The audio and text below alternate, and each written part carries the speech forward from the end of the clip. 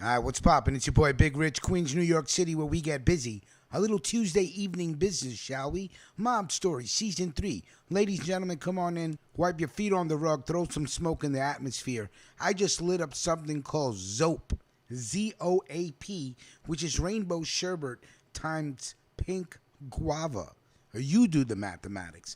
Let's get right into it. Mob Stories, of course, brought to you by Ruckus Radio Podcast, home of Mob Stories and Waking Up with Ruckus every Monday, Wednesday, Friday from 10 o'clock to 11:15 a.m. Come join us with a little bit of espresso and throw some smoke in the air with us.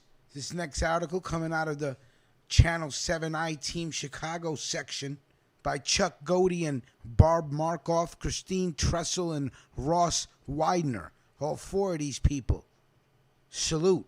We have just learned that Chicago mob boss Mike Fat Boy Sarno will be given a deal he cannot refuse. He will remain in prison despite COVID and his failing health. Sarno, who has been attempting to cut an agreement with prosecutors and the courts to get out of prison because of COVID and his own allegedly declining health, has been denied compassionate release by the 7th Circuit Court of Appeals in Chicago. Sarno's attorney said his client fell victim to a justice system that still views the Chicago mob as Hollywood portrays it. He disputes that Sarno would resume calling shots for the mob from his wheelchair if released, and as federal prosecutors convinced the court that he would. Quote, "I think he's another Italian-American that's a victim of the RICO Act," said Chicago attorney John Czerzinski. Quote, "He's serving time for something he was not even convicted of." Sarno worked his way up to become a powerful suburban street boss for the outfit, and then the federal hammer dropped. He was sentenced to 25 years in 2012 for racketeering in a suburban burglary and theft caper. Quote, "I think that the government and district courts and the appellate court still have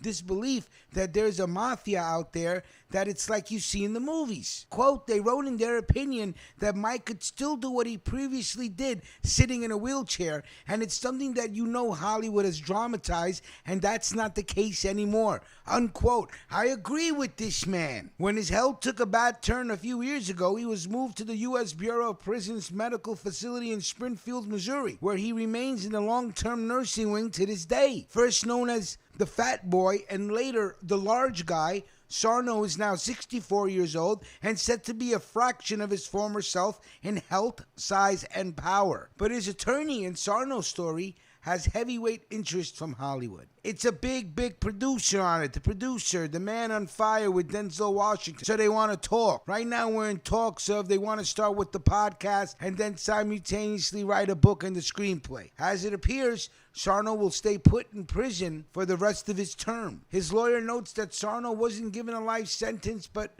with the way things are going, that's what he may end up with. I think the judge in this case is a complete douchebag. That's what I think. And let us dying man, let a sick man, well, we're all dying, right? And eventually of old age, we're all got to go. Well, let a sick man go home. What joy do you get out of, the man is already sick. You know what I mean? I say you let him go home. Big Rich Mob Story, Season 3. What say you guys? Leave it in the comments. Queens, I'm smoking something called Zoap. Let me know what you're smoking on. Let me know what city you're smoking in.